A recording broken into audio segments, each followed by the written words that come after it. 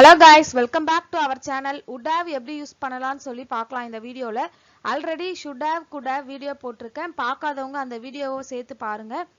So இப்போ இதுக்கான format எப்படி இருக்கும் அப்படினு பாத்தீங்கன்னா subject plus would have plus past participle அதாவது V3 verb யூஸ் பண்ணுவோம் ஓகேங்களா.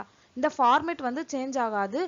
he she it they எது வந்தாலுமே வந்து நமக்கு சப்ஜெக்ட் எதுவா இருந்தாலுமே would have தான் போடணும் ஓகேங்களா. இப்போ come came come இதுல comeன்றது V1 verb came V2 verb அடுத்து வர come தான் வந்து V3 verb ஓகேங்களா. அதாவது past participle இதை யூஸ் பண்ணி தான் நம்ம would haveக்கு சென்டென்ஸ் மேக் பண்ண போறோம்.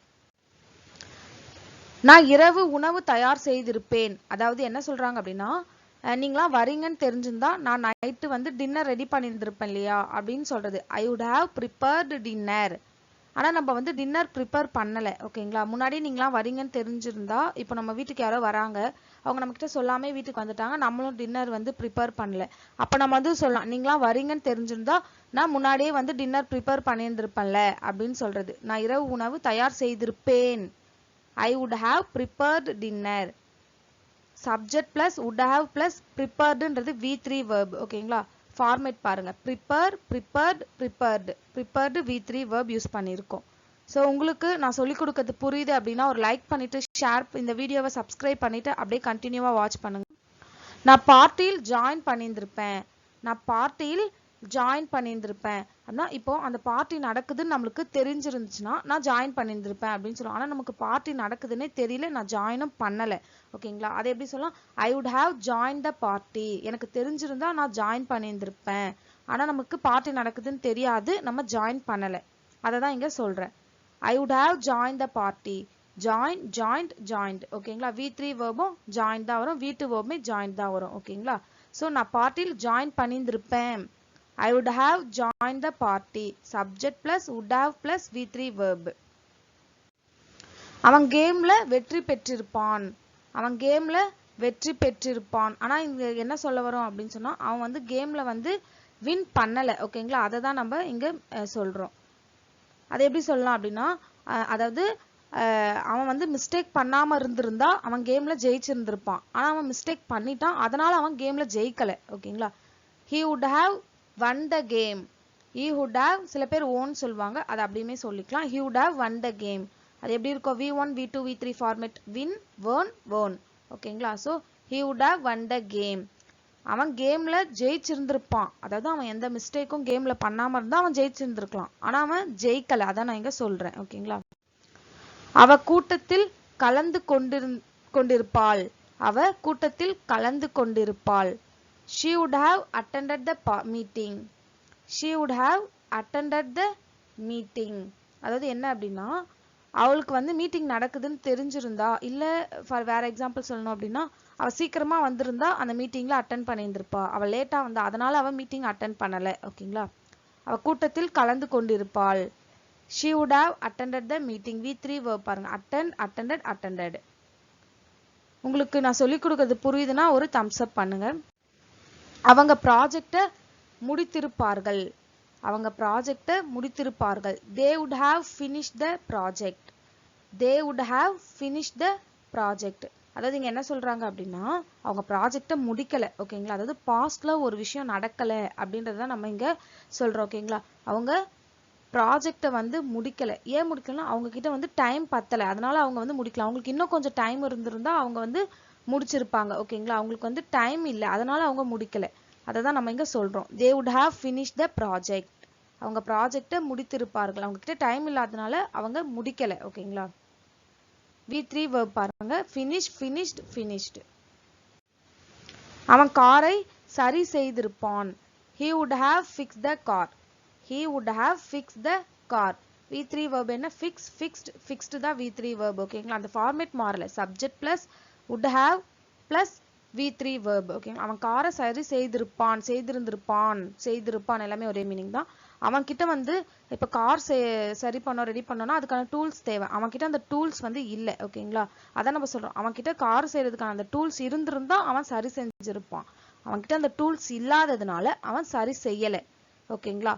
He would have fixed the car. அவன் காரை சரி செஞ்சிருந்திருப்பான். நான் தேர்வில் தேர்ச்சி பெற்றிருப்பேன். அதாவது I would have passed the exam. I would have passed the exam. இதுல V3 verb பாருங்க passed. V1 verb passed, V2 verb passed, V3 யும் passed தான் வரும். ஓகேங்களா? I would have passed the exam.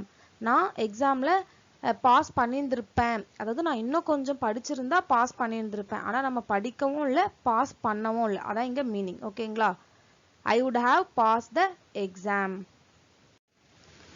அவ நிகழ்ச்சிக்கு போயிருந்திருப்பாள்.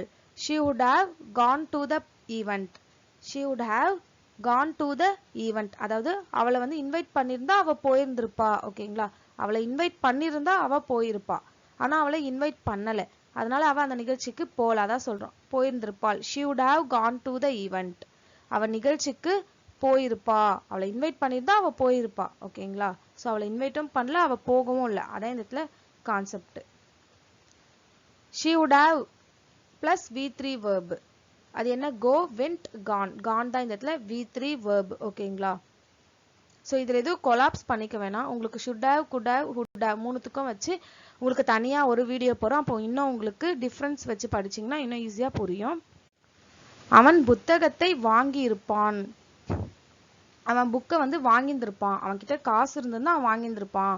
ஆனா அவன்கிட்ட காசு இல்லை, அதனால அவன் வாங்காம வந்துட்டான் அப்படின்னு சொல்லுவோம். He would have bought the book. ஓகேங்களா? He would have bought V3 verb use பண்ணியிருக்கோம். ஓகேங்களா? should have, could have, would have இது மூணுக்குமே V3 verb தான் யூஸ் பண்ணணும். buy, boughtன்றது தான் V3 verb. ஓகேங்களா? அவன் புத்தகத்தை வாங்கி இருப்பான். He would have bought the book. வாங்கியிருந்திருப்பான். அவன் கிட்ட வந்து காசு இல்லை, அதனால அவன் வாங்காம விட்டுட்டான். ஓகேங்களா? அவன் புக்கு வாங்கியிருந்திருப்பான். அவன்கிட்ட காசு இருந்தா வாங்கியிருந்திருப்பான். அவங்க ரயிலை பிடித்திருப்பார்கள்.